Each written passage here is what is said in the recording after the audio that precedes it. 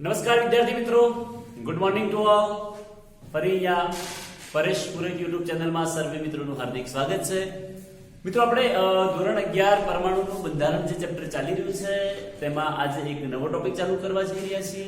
લાસ્ટમાં હાઇઝનબર્ગનો સિદ્ધાંત, the Broglie સિદ્ધાંત અને એમસીક્યુ વગેરે પર ચર્ચા કરી લીધી છે.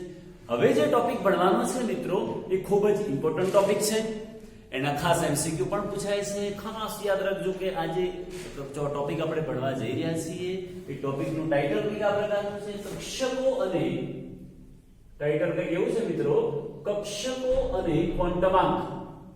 કક્ષકો અને ક્વોન્ટમાંક. તો આ કક્ષકો અને જે ક્વોન્ટમાંક વાળો ટોપિક છે મિત્રો, એમાંથી વારંવાર અલગ પ્રકારે આપણને ક્વેશ્ચન પૂછાતા હોય છે, જેનું ખાસ ધ્યાન રાખવું. ઓકે, તો કક્ષકો, કક્ષક આપણે કક્ષા શબ્દ ભણ્યા હતા મિત્રો. કક્ષા કે પરમાણુના કેન્દ્રની આજુબાજુ વર્તુળાકાર માર્ગ કે જ્યાં ઇલેક્ટ્રોન ગતિ કરતા હોય એ વર્તુળાકાર માર્ગને કક્ષા તરીકે ઓળખવામાં આવે છે. પણ અહીંયા શબ્દ આપણે થોડો કંઈક બદલાય છે. કક્ષક એવો શબ્દ આવે. કક્ષક આપણે એવું ભણ્યા હતા કે ચલો ભાઈ પરમાણુનું કેન્દ્ર છે અને પરમાણુના કેન્દ્રની આજુબાજુનો જે વર્તુળાકાર માર્ગ હોય એ વર્તુળાકાર જે માર્ગ છે એ વર્તુળાકાર માર્ગને આપણે કદાચ તમને યાદ હોય તો નામ આપેલું છે કક્ષા, ઓર્બિટ. અને પણ કક્ષા કેવું હોય તો કહી શકાય અથવા બીજું કેવું હોય તો ઓર્બિટ પણ મિત્રો કહી શકાય. તો કક્ષા સિમ્પલ સમજાય એવું છે કે ભાઈ પરમાણુના કેન્દ્રની આજુબાજુમાં જોવા મળતું વર્તુળાકાર માર્ગ જેને આપણે કક્ષા તરીકે ઓળખીએ છીએ. પણ અહીંયા શબ્દ શું છે આપણી પાસે, કક્ષકો કોને કહેવાય? તો કક્ષકોની કદાચ તમને આઈડિયા પણ હોય મિત્રો. 1s કક્ષક આવે છે, 2s કક્ષક આવે, 2p કક્ષક આવે, 3s કક્ષક આવે, 3p કક્ષક આવે, 3d કક્ષક આવે. આ અલગ જે આપણે બોલ્યા છીએ, પ્રોનાઉન્સ કર્યા, એને કક્ષક તરીકે ઓળખવામાં. તો કક્ષક કહેવાય કોને? પ્રશ્ન આ છે, પહેલો પ્રશ્ન આ. તો કોઈ પણ કક્ષામાં એવો ભાગ કે જ્યાં ઇલેક્ટ્રોન મળી આવવાની સંભાવના મહત્તમ હોય એવા ભાગને કક્ષક તરીકે ઓળખવામાં આવે. કક્ષાનો એવો ભાગ કે જ્યાં ઇલેક્ટ્રોન મળી આવવાની સંભાવના મહત્તમ હોય એને કક્ષક તરીકે ઓળખવામાં આવે છે. ધારો કે આપણી પાસે કક્ષા છે તો કક્ષામાં ઇલેક્ટ્રોન ક્યાં મળી આવે? તો ધારો કે આપણે એવું કહી દઈએ કે આપણી પાસે આ કોઈ પહેલી કક્ષામાં એક કક્ષક હાજર છે, તો એ કક્ષકમાં અહીંયા ઇલેક્ટ્રોન મળી આવવાની સંભાવના મહત્તમ હોય એ ભાગને મારે કેવું હોય તો શું કહેવાય? તો કક્ષક તરીકે ઓળખવામાં. એટલે કક્ષાનો એવો ભાગ કે જ્યાં ઇલેક્ટ્રોન મળી આવવાની સંભાવના મહત્તમ હોય એવા ભાગને કક્ષક તરીકે ઓળખવામાં આવે. તો એ લખી દઈએ આપણે પહેલા તો કક્ષક કહેવાય કોને? પ્રશ્ન પહેલા લખી દઈએ મિત્રો કે કક્ષક એટલે શું? તો કક્ષાનો ભાગ કે જ્યાં ઇલેક્ટ્રોન મળી આવવાની સંભાવના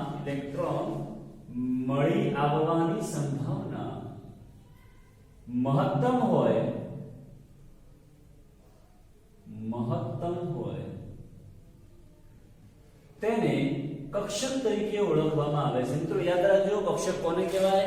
તો ઇલેક્ટ્રોન મળી આવવાની સંભાવના મહત્તમ દર્શાવતો હોય એવા ભાગને કક્ષક તરીકે ઓળખવામાં આવે છે.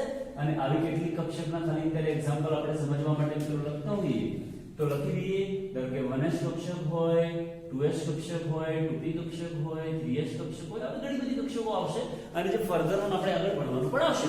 ઓકે, તો એક શબ્દ સમજ્યા મિત્રો. અત્યારે આપણે કક્ષક કોને કહેવાય કે જે ઇલેક્ટ્રોન મળી આવવાની સંભાવના મહત્તમ હોય છે અથવા જેટલા ઇલેક્ટ્રોન મળી આવતા હોય એ મહત્તમ જે ભાગમાં મળી આવતા હોય એને કક્ષક તરીકે ઓળખવામાં આવે. પ્રશ્ન એ પણ થાય કે કક્ષક નાની પણ હોય, કક્ષક મોટી પણ હોય. ધારો કે ચલો 1s કક્ષક છે તો એનો આ જે 1 છે, 2 છે, 2, 3 જેમ આ આંકડો વધતો જાય છે એમ કક્ષક મોટી થતી જાય છે. ધ્યાનથી સાંભળજો મિત્રો. જેમ આ 1, 2, 3 એ સમજીએ કે શું કહેવા માંગે છે આપણને. એ આંકડો જેમ વધતો જશે એમ કક્ષા મોટી થતી જશે. તો ઘણીવાર એવું થાય કે કોઈ કક્ષક નાની હોય, કોઈ કક્ષક મોટી હોય. મતલબ કક્ષક એટલે આ કક્ષા છે, એ કક્ષામાં જે કક્ષક છે કોઈ 1s છે, કોઈ 2s છે, ના દર્શાવી શકાય ને. પણ ચલો હું એવું કહું કે ચલો ભાઈ આ 1s કક્ષક છે ને આ 3s કક્ષક છે.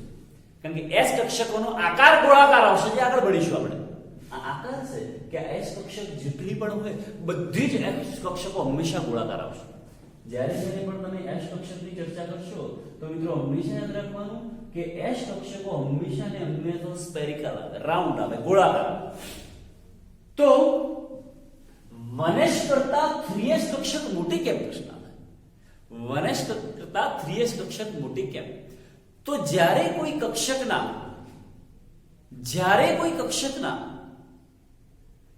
ઇલેક્ટ્રોન એ કેન્દ્રથી નજીકમાં મળી આવતી હોય તો એના આધારે કક્ષકનું કદ નક્કી થઈ શકે.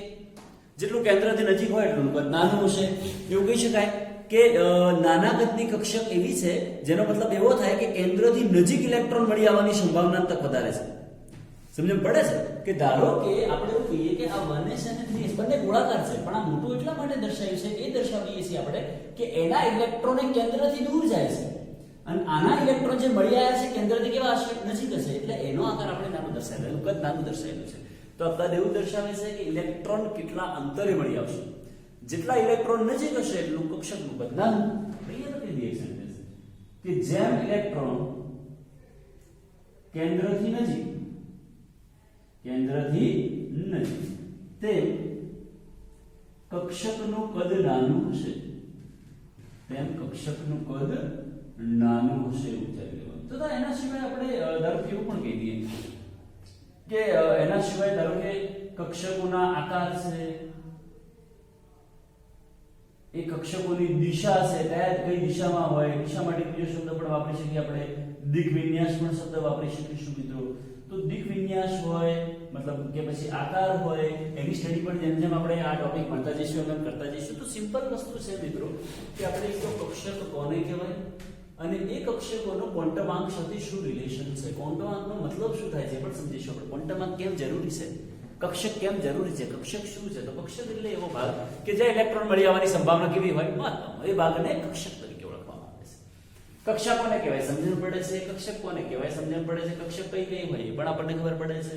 નાની અને મોટી કદ એ દર્શાવે છે કે જો ઇલેક્ટ્રોન મળી આવવાની સંભાવના કેન્દ્રથી નજીક હોય તો કદ નાનું હોય, કેન્દ્રથી દૂર હોય તો કદ મોટું હશે એવું કહી શકાય. હવે જે મેઇન ટોપિક આપણે ચર્ચા કરવાની છે મિત્રો, બિલકુલ ધ્યાનથી સમજજો. ક્વોન્ટમ આંક કોને કહેવાય પ્રશ્ન છે. ઇન્ટરેસ્ટિંગ વસ્તુ છે મિત્રો. ક્વોન્ટમ નંબર્સ આપણે ક્વોન્ટમ આંક્સ પણ કહી શકીએ તો ક્વોન્ટમ નંબર્સ પણ કહીએ. એની કેમ જરૂર પડે? પહેલો જ પ્રશ્ન છે ક્વોન્ટમ આંકની જરૂર કેમ? તો આપણને ખબર છે કે ચલો ઇલેક્ટ્રોન છે. હવે કોઈ પરમાણુ હોય તો એમાં ધારો કે સોડિયમ પરમાણુનું ઉદાહરણ લો. તો સોડિયમ પરમાણુમાં હું અહીંયા લખું છું કે સોડિયમ પરમાણુ તમે જુઓ તો Z બરાબર 11 થાય અને A બરાબર 23 થાય. પરમાણુય ક્રમાંક 11 હોય એટલે કદાચ આપણને યાદ હોય તો એના પ્રોટોન પણ 11 થશે, એના ઇલેક્ટ્રોન પણ 11 થશે અને ન્યુટ્રોન હોય એ 23 - 11 બરાબર 12 થશે. આવો આપણે ભણેલા છે પ્રોટોન, ઇલેક્ટ્રોન અને ન્યુટ્રોન. તો એના ઇલેક્ટ્રોનની સંખ્યા કેટલી છે મિત્રો? 11 છે.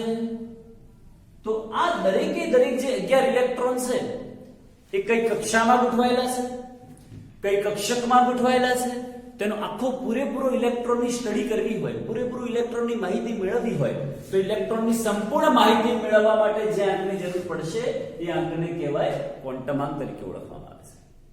ઇલેક્ટ્રોન કઈ રીતે ગોઠવાશે, કઈ કક્ષકમાં ગોઠવાશે, એની કઈ પેટા કક્ષકમાં ગોઠવાશે, એની સંપૂર્ણ માહિતી જો આપણને કોઈ આપતું હોય તો કોણ આપશે? ક્વોન્ટમ આંક છે. ક્વોન્ટમ આંક એટલે એક એવી વસ્તુ છે કે જે ઇલેક્ટ્રોન કઈ રીતે ગોઠવાયેલો છે, કઈ કક્ષામાં ગોઠવાયેલો છે, કઈ કક્ષકમાં ગોઠવાયેલો છે, એની પેટા કક્ષક કેટલી છે, એ સંપૂર્ણ માહિતી રજૂ થાય છે કોના દ્વારા? ક્વોન્ટમ આંક દ્વારા. તો સિમ્પલ સેન્ટેન્સ લખી શકાય મિત્રો લખવું હોય.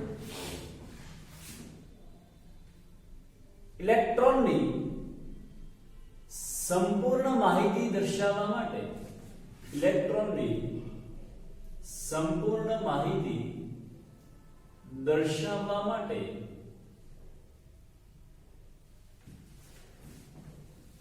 જરૂરી આંકને ક્વોન્ટમ આંક કહે છે.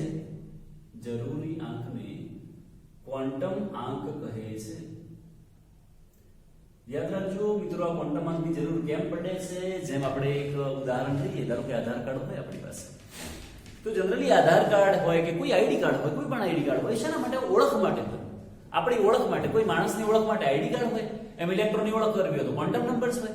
એનું આઈડી કાર્ડ છે. ક્વોન્ટમ નંબર એટલે ઇલેક્ટ્રોનનું આઈડી કાર્ડ કહેવાય.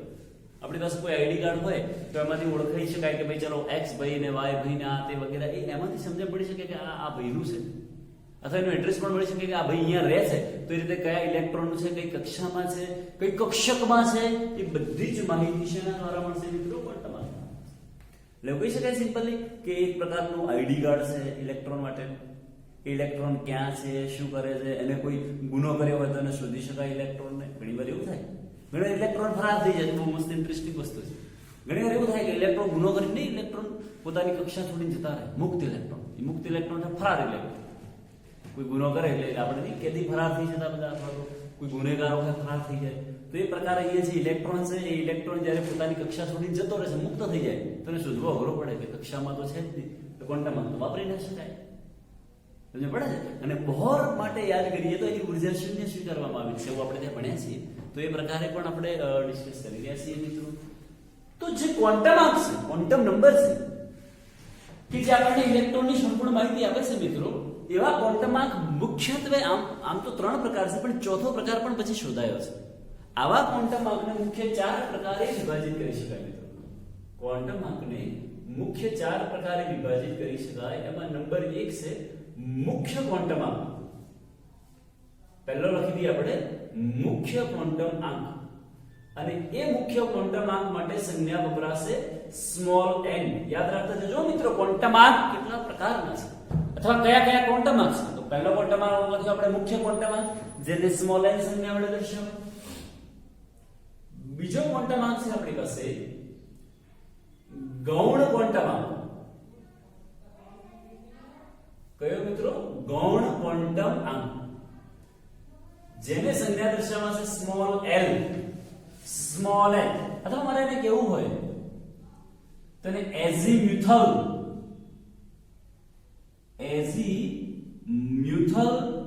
ક્વોન્ટમ આંક પણ કહીએ છીએ.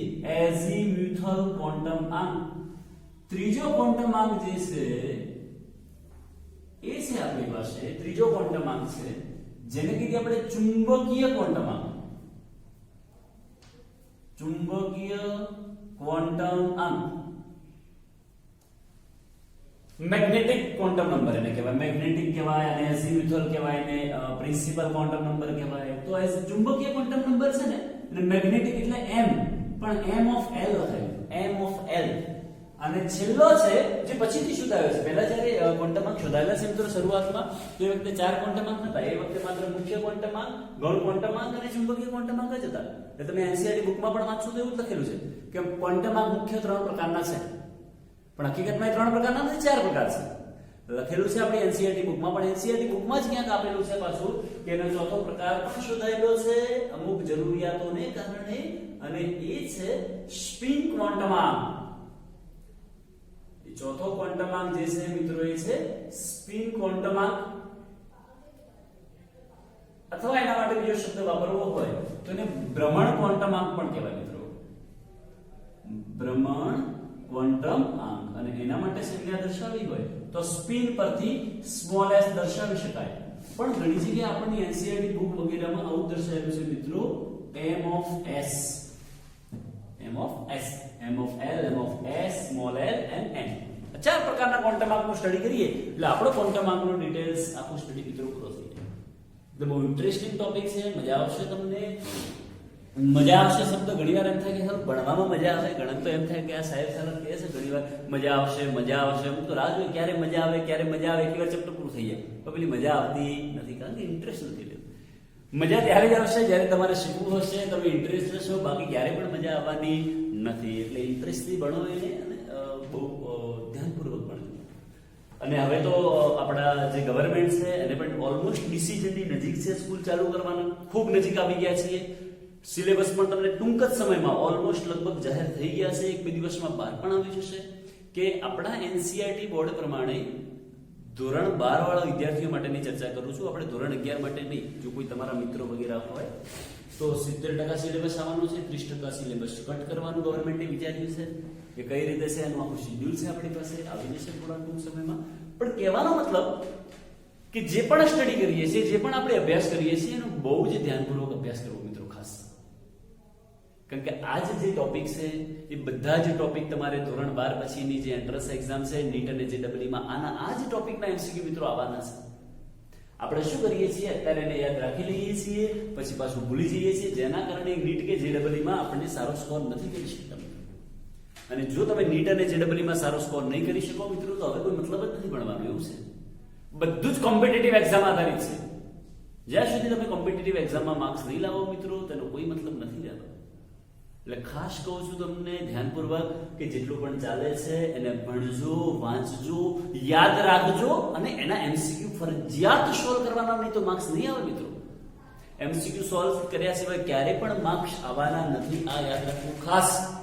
તો આપણો જે ટોપિક ચાલે છે ક્વોન્ટમ આંક અથવા ક્વોન્ટમ નંબર્સ, તો 4 પ્રકારના ક્વોન્ટમ નંબર્સ છે: principal quantum number, azimuthal quantum number, magnetic quantum number અને સ્પિન ક્વોન્ટમ નંબર. ઓકે, તો એમાં હવે વન બાય વન આપણે ભણતા જઈએ. ચલો પહેલો આપણે એવું ભણી લઈએ મિત્રો કે ભાઈ મુખ્ય ક્વોન્ટમ આંક કોને અથવા મુખ્ય ક્વોન્ટમ આંક છે શું? તો પહેલું તો આપણે કૌંસમાં દર્શાવી દઈએ ને સંજ્ઞા. તો એવું લખી દે કે મુખ્ય ક્વોન્ટમ આંકને સંજ્ઞા n વડે દર્શાવાય છે. મુખ્ય ક્વોન્ટમ આંકને સંજ્ઞા n વડે દર્શાવે છે. યાદ રાખજો ખાસ મિત્રો, ઇમ્પોર્ટન્ટ છે કે જ્યાં જ્યાં તમને સ્મોલ n, આ સ્મોલ n વસ્તુ એવી છે કેમિસ્ટ્રીમાં કે ખાલી મુખ્ય ક્વોન્ટમ આંક માટે નથી વપરાતો. તમે મોલ માટે જશો તો મોલ માટે સ્મોલ n વપરાય. ધ્યાનથી સાંભળજો, મોલ માટે સ્મોલ n વપરાય. તમે ઇલેક્ટ્રોકેમિસ્ટ્રી એટલે કે વિદ્યુત રસાયણ જેવા ચેપ્ટર ભણશો તો એમાં ઇલેક્ટ્રોનના ફેરફાર માટે પણ સ્મોલ n વપરાય છે. ધારો કે વિદ્યુત ભાર માટેનું તૈલ બિંદુ પ્રેક્ટિકલ એક્સપેરિમેન્ટ ભણો છો, Q બરાબર n, તે ઇલેક્ટ્રોનની સંખ્યા માટે પણ n દર્શાવાય છે. એટલે n અલગ જગ્યાએ પણ એના મીનિંગ અલગ છે સ્મોલ n માટે. સમજ પડે છે? તો અહીંયા જે આપણો n છે એ n શેના માટે છે? મુખ્ય ક્વોન્ટમ આંક માટે છે. યાદ રાખજો મિત્રો, પહેલું સેન્ટેન્સ કે આપણો જે મુખ્ય ક્વોન્ટમ આંક હોય, મુખ્ય ક્વોન્ટમ આંકને કઈ સંજ્ઞા વડે દર્શાવાય છે? તો મુખ્ય ક્વોન્ટમ આંકને યાદ રાખજો કે હંમેશા સ્મોલ n વડે દર્શાવી શકાય. અને જેના મૂલ્ય મારે કેવું હોય કે ચલો ભાઈ આ n છે તો એના મૂલ્યો કયા હોઈ શકે? તો n ના મૂલ્યો હંમેશા n બરાબર પૂર્ણાંક સંખ્યા જ હશે, એ પણ ધન 1 2 3 4 વગેરે પ્રકારના મૂલ્યો હોઈ શકે. n ના મૂલ્યો હંમેશા યાદ રાખજો કે ધન પૂર્ણાંક સંખ્યા જ હોય. n બરાબર 1 હોઈ શકે, n બરાબર 2 હોઈ શકે, n બરાબર 3 હોઈ શકે. ક્લિયર છે મિત્રો? ચલો પહેલા આગળ ભણીએ, પણ એના પહેલા આ થોડું નોટબુકમાં નોટ ડાઉન કરી લો મિત્રો, પછી આગળ સ્ટડી કરીએ.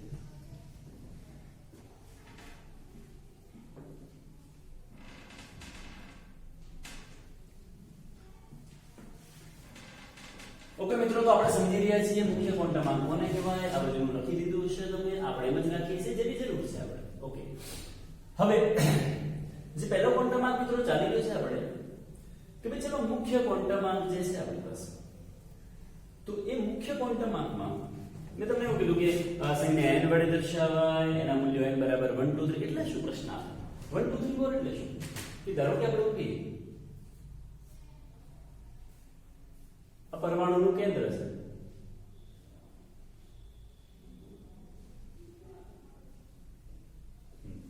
આ દર્શાવ્યું છે. તો પરમાણુના કેન્દ્રથી આ જે પહેલી કક્ષા હોય એને n બરાબર 1 કહેવાય મિત્રો, બીજી કક્ષા હોય n બરાબર 2 કહેવાય, ત્રીજી કક્ષા n બરાબર 3 કહેવાય, ચોથી કક્ષા n બરાબર 4 કહેવાય અને પાંચમી કક્ષા કે n બરાબર 5 કહેવાય. તો કહી શકાય આપણો મુખ્ય ક્વોન્ટમ આંક એટલે જ આપણી કક્ષાનો નંબર. મુખ્ય ક્વોન્ટમ આંક એટલે એવું લખી દઉં છું મિત્રો, આપણો n જે છે એનો મતલબ શું થાય? આપણી કક્ષાનો નંબર કયો છે, કક્ષા કયા નંબરની છે. ધારો કે પહેલી કક્ષા હોય તો એના માટે n બરાબર 1 વપરાય, બીજી કક્ષા હોય તો n બરાબર 2 વપરાય. હવે આપણે કદાચ યાદ કરીએ મિત્રો ફોર્મ્યુલા, ફરી તમને યાદ કરાવો કેટલાક ફોર્મ્યુલાસ. આ ફોર્મ્યુલાસ પરથી ફરી એક ઇમ્પોર્ટન્ટ સેન્ટેન્સ લખવાનું છે મિત્રો. એક બે ફોર્મ્યુલા તમને યાદ કરાવો. ફોર્મ્યુલા કયા પ્રકારના? એક ફોર્મ્યુલા હતું En is equal to minus RH into Z square upon n square. આવો ફોર્મ્યુલા હતું. એન્ડ બીજું જે ફોર્મ્યુલા હતું એ Rn is equal to A0 into n square by Z. આવા બે ફોર્મ્યુલા પણ મિત્રો ભણેલા છે. યાદ કરો બોહરની અભિધારણા, વોર્સ મોડેલની જે પોસ્ચ્યુલેટ્સ હતા એમાં આપણે ત્યાં ડિસ્કસ પણ કરેલું છે બહુ સારી રીતે. બધાને ફોર્મ્યુલા યાદ પણ છે મિત્રો કે En nમી કક્ષામાં રહેલો જે ઇલેક્ટ્રોન હોય અથવા nમી કક્ષાની ઉર્જા બરાબર minus RH into Z² upon N². ધારો કે તમે હાઇડ્રોજન પરમાણુ માટે વાત કરો તો Z બરાબર 1 થાય. હિલિયમ માટે વાત કરો પછી હિલિયમ પરમાણુ માટે નહીં મિત્રો, હિલિયમ +1 માટે, લિથિયમ +2 માટે, બેરિલિયમ +3 માટે, આવું આપણે વાત કરી તો બધા જાય. પણ RH ફિક્સ છે, Z ખબર હોય તો N બદલાય તો એ બદલાય કે ના બદલાય. એનો મતલબ કે N ખબર હોય તો ઊર્જા શોધી શકાય. કોઈ પરમાણુ માટે અથવા કોઈ આયન માટે કે જેના માટે આપણે બોહર મોડેલ ભણ્યા છીએ એના માટે જો N ખબર હોય તો ઊર્જા સમજણ પડે. એ જ પ્રકારે અહીંયા જો તમને N ખબર હોય તો ત્રિજ્યા ખબર પડે. તો તમને ત્રિજ્યા ખબર પડે એટલે કદ મળી જાય. તો કહી શકાય મિત્રો કે મુખ્ય ક્વોન્ટમ આંકને આધારે, કહી શકાય મુખ્ય ક્વોન્ટમ આંકને આધારે, મુખ્ય ક્વોન્ટમ આંકને આધારે કક્ષકનું કદ અને ઊર્જા શોધી શકાય છે. કક્ષકનું કદ અને ઊર્જા શોધી શકાય છે. મિત્રો યાદ રાખજો, કક્ષકનું કદ અને ઊર્જા શોધી શકાય છે. કોઈ પણ જ્યારે પણ આપણને મુખ્ય ક્વોન્ટમ આંક ખબર હોય મિત્રો તો મુખ્ય ક્વોન્ટમ આંકને આધારે યાદ રાખવાનું ખાસ કે કક્ષકનું કદ પણ શોધી શકાય અને ઊર્જા. જો તમે ત્રિજ્યા મળે તો કદ શોધી શકાય અને ઊર્જા પણ એના આધારે શોધી શકાય. એકદમ સિમ્પલ છે. તો આ યાદ રાખજો ખાસ કે મુખ્ય ક્વોન્ટમ આંક ક્યાં આપણને વધારે ઉપયોગી છે. બીજું પણ કહી શકાય કે જેમ જેમ આપણે દૂર જઈએ છીએ, ચલો આની વાત કરીએ આપણે, આની ત્રિજ્યા આટલી સુધી છે, આગળ જઈએ તો ત્રિજ્યા વધે છે, આગળ જઈએ તો ત્રિજ્યા આની વધે છે, હજી જઈએ તો ત્રિજ્યા વધે છે, આવું કહી શકાય. તો જેમ જેમ n વધતો જશે એમ એમ ત્રિજ્યા વધે છે. n ના વધારા સાથે ત્રિજ્યામાં શું થાય છે? વધારો થાય છે. અહીંયા ખાલી લખી દઈએ એક સેન્ટેન્સ કે n ના વધારા સાથે કક્ષાની ત્રિજ્યા વધે છે, એવું કહી શકાય. ઊર્જામાં શું ફરક પડે મિત્રો? n અને ઊર્જા બંને એકબીજાના વ્યસ્ત પ્રમાણમાં છે, પણ અહીંયા જો તો માઈનસ છે. અહીંયા શું છે? માઈનસ છે. એટલે માઈનસ એટલે મતલબ શું થાય કે n નો વધારો થાય. આપણે ભણ્યા હતા કદાચ કે પરમાણુના કેન્દ્રની સૌથી નજીકનો જે ઇલેક્ટ્રોન હોય એનું આકર્ષણ બળ એકદમ વધારે પ્રબળ હોય. તો અહીંના જે ઇલેક્ટ્રોન હશે એનું કેન્દ્ર પ્રત્યે આકર્ષણ કેવું હોય? પ્રબળ હોય. અને આકર્ષણ પ્રબળ હોય એટલે સ્થાયીતા વધારે હોય. સ્થાયીતા વધારે હોય તો ઊર્જા કેવી હોય? ઓછી હોય. તો જેમ જેમ ઉપર જઈશું ઊર્જા શું થતી જાય? વધતી જાય. તથા ઊર્જા પણ વધે છે, એવું લખી દઈએ. તથા ઊર્જા પણ વધે છે. યાદ રાખજો મિત્રો, જેમ જેમ કેન્દ્રથી દૂર જતા જશો એમ એમ ત્રિજ્યા તો વધે છે, પણ સાથે સાથે ઊર્જાના મૂલ્યમાં પણ શું થાય છે? વધારો થાય છે. ઓકે. બીજું શું શોધી શકાય એના આધારે? એના આધારે કોઈ પણ કક્ષામાં n ના મૂલ્યના આધારે કક્ષકોની સંખ્યા શોધી શકાય છે.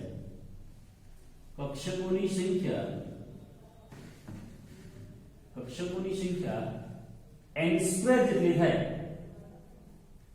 કોઈ પણ n ના મૂલ્યના આધારે, મતલબ n કક્ષા માટે એના કક્ષકોની સંખ્યા કેટલી થાય? n² જેટલી થાય. કક્ષકોની સંખ્યા એટલે કુલ કક્ષકો કેટલી હાજર છે. ધારો કે આપણે એવું કહીએ કે કોઈ n બરાબર 1 છે, n બરાબર 1 છે, તો n બરાબર 1 એટલે એવું કહેવાય કે પહેલી કક્ષા છે તો મુખ્ય ક્વોન્ટમ આંક 1 છે.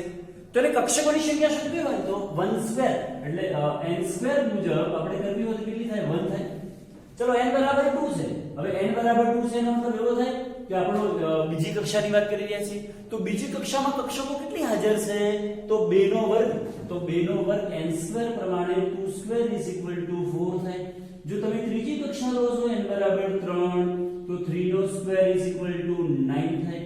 તો આ જે આપણે શોધ્યું છે મિત્રો, અહીંયા એ કક્ષકોની સંખ્યા શોધી છે. લખી દીધું કક્ષકોની સંખ્યા.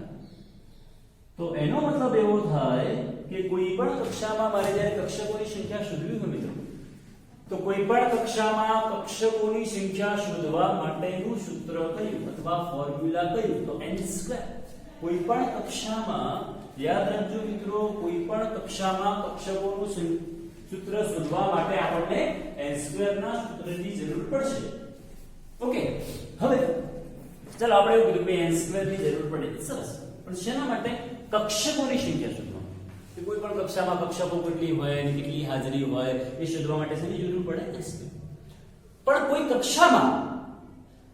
કક્ષામાં કુલ ઇલેક્ટ્રોન કેટલા હાજર છે? ધારો કે મારે પહેલી કક્ષામાં કુલ કેટલા ઇલેક્ટ્રોન હાજર છે, બીજી કક્ષામાં કુલ કેટલા ઇલેક્ટ્રોન હાજર છે, ત્રીજી કક્ષામાં કુલ કેટલા ઇલેક્ટ્રોન હાજર છે, ચોથી કક્ષામાં કેટલા ઇલેક્ટ્રોન હાજર છે. તો કોઈ કક્ષા n માં કુલ ઇલેક્ટ્રોનની સંખ્યા શોધવી હોય તો કુલ ઇલેક્ટ્રોનની સંખ્યા બરાબર આવું ફોર્મ્યુલા આવશે મિત્રો 2n2. શું આવશે? 2n2. ફરી ઉપર લખી શકાય 2 ગુણ્યા કક્ષકોની સંખ્યા, 2 ગુણ્યા કક્ષક, કારણ કે n2 એટલે તો કક્ષકોની સંખ્યા છે, તો આવું પણ લખી શકાય is equal to 2 multiplied by કક્ષકોની સંખ્યા, 2 multiplied by કક્ષકોની સંખ્યા. ચલો એક્ઝામ્પલ તરીકે મારે એવું કહેવું હોય કે n બરાબર 1 માં હવે કક્ષકોની સંખ્યા નથી શોધતા, આપણે શેની સંખ્યા શોધીએ છીએ? ઇલેક્ટ્રોનની કુલ સંખ્યા કેટલી? તો ઇલેક્ટ્રોનની સંખ્યા માટે 2n2 વપરાય. n બરાબર 1 લેવાનું તો 1 નો whole square is equal to 1 into 2 is equal to 2 થશે. ચલો n ઇઝ ઇક્વલ ટુ 2 છે ધારો કે, અને એમાં મારે શોધવું હોય તો n ઇઝ ઇક્વલ ટુ 2 મૂકીએ તો 2 નો વર્ગ બરાબર 4, 2 નો વર્ગ બરાબર 4, 4 નો કેટલા થશે? 8. ચલો n બરાબર 3 હોય તો n બરાબર 3 માં આપણે જઈએ તો n 3 લઈએ તો 3 નો વર્ગ એટલે 9, 9 દુ કેટલા ઇલેક્ટ્રોન આવશે? 18 ઇલેક્ટ્રોન આવે મિત્રો. ચલો n બરાબર 4 લઈ લઈએ મિત્રો, તો n બરાબર 4 માં 4 લઈશું તો 4 નો વર્ગ 16, 16 દુ 32. તો તમે આવું કોઈ પણ આ MCQ માટે વેરી મોસ્ટ IMP છે મિત્રો. ખાસ કહું તમને, આ એક ફોર્મ્યુલા પણ વેરી મોસ્ટ IMP છે અને આ ફોર્મ્યુલા પણ MCQ માટે વેરી મોસ્ટ IMP છે. કે તમને જો n નું મૂલ્ય ખબર હોય તો એના આધારે કક્ષકોની સંખ્યા પણ શોધી શકો છો અને એ જ વસ્તુના આધારે તે કક્ષામાં રહેલા ઇલેક્ટ્રોન કેટલા છે એ પણ શોધી શકો છો. યાદ રાખવાનું ખાસ, n2 કક્ષકોની સંખ્યા શોધવા માટે છે, 2n2 એ તેમાં કક્ષામાં રહેલા ઇલેક્ટ્રોનની સંખ્યા શોધવા માટે છે. ઓકે, ક્લિયર છે? હવે આપણે પાસે જે જુદી જુદી કક્ષાઓ છે, ધારો કે તમને કક્ષા કહું કે n બરાબર 1 છે, n બરાબર 2 હોય, n બરાબર 3 હોય, તો દરેક જે કક્ષા છે એને કોષ તરીકે પણ ઓળખવામાં આવે છે. ધારો કે આપણે એવું કહીએ n બરાબર 1 છે તો એને કયો કોષ કહેવાય? n બરાબર 2 હોય, n બરાબર 3 હોય, n બરાબર 4 હોય, n બરાબર 5 હોય. n બરાબર 1 હોય તો એને કેપિટલ K કોષ કહેવાય. K L M N O P Q R આ રીતે કોષ કહી શકાય મિત્રો. ધારો કે મારે એવું કહેવું કે n બરાબર 1 છે તો એને કયો કોષ તરીકે ઓળખવામાં આવે? n બરાબર 2 છે તો L કહેવાય, 3 ને M કહેવાય અને N કહેવાય અને O કહેવાય. ફર્ધર આગળ જેમ જેમ ભણતા જઈશું એમ માપતા જશે આપણે. તો કહેવાનો મતલબ કે એ દરેક કક્ષા એટલે જ આપણો કોષ. ધારો કે આપણને એવો ક્વેશ્ચન પૂછાય કે કોષમાં કક્ષકોની સંખ્યા કેટલી? તો k કોષ એટલે n બરાબર 1 થાય એટલે 1 નો સ્ક્વેર એટલે 1 થઈ જાય. k કોષમાં ઇલેક્ટ્રોનની સંખ્યા કેટલી? તો 2 થાય. l કોષમાં કક્ષક કેટલી? l એટલે ક્વોન્ટમ અંક 2 થાય ને મુખ્ય ક્વોન્ટમ અંક 2 થાય તો 2 નો વર્ગ એટલે 4 થાય. 4 ગુણ્યા 2 કરો તો 8 થઈ જાય.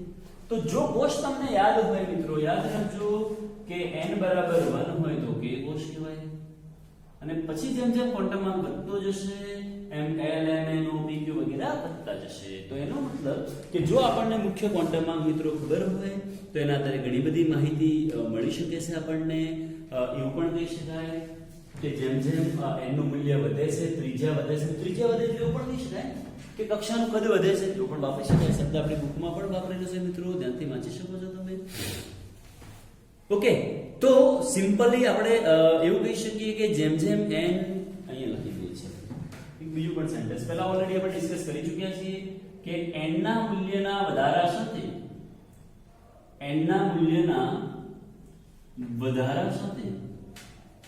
કક્ષકનું કદ વધે છે. તથા આ એક ઇમ્પોર્ટન્ટ સેન્ટેન્સ તો ધ્યાનથી સમજવું, ઇમ્પોર્ટન્ટ છે.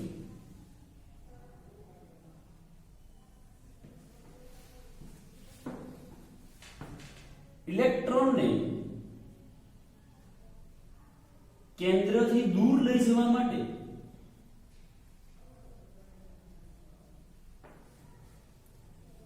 વધારે ઉર્જા ઉર્જા આપવી પડે છે, વધારે ઉર્જા આપવી પડે ઇલેક્ટ્રોનને કેન્દ્રથી દૂર લઈ જવા માટે. એનો મતલબ કે ધારો કે કોઈ ઇલેક્ટ્રોન કેન્દ્રમાં આપણે એવું કહીએ કે કોઈ ઇલેક્ટ્રોન આ કેન્દ્રથી નજીક હોય અને એને મારે અહીંથી દૂર લઈ જવો હોય તો ઉર્જા આપવી પડે. એનું કારણ શું હોય? કારણ કે કેન્દ્ર વચ્ચેને આકર્ષણ હોય.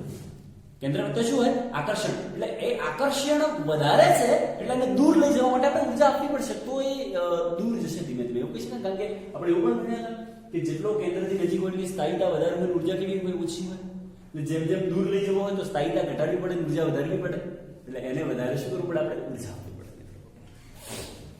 તો આઈ હોપ કે બધા તમે ટોપિક સમજી રહ્યા છો. આપણે જે ટોપિક ભણી રહ્યા છે મિત્રો, ફરી કહી દઉં તમને, કક્ષકો અને ક્વોન્ટમ આંક જે બહુ જ ઇમ્પોર્ટન્ટ ટોપિક છે, ખાસ અગત્યનો છે.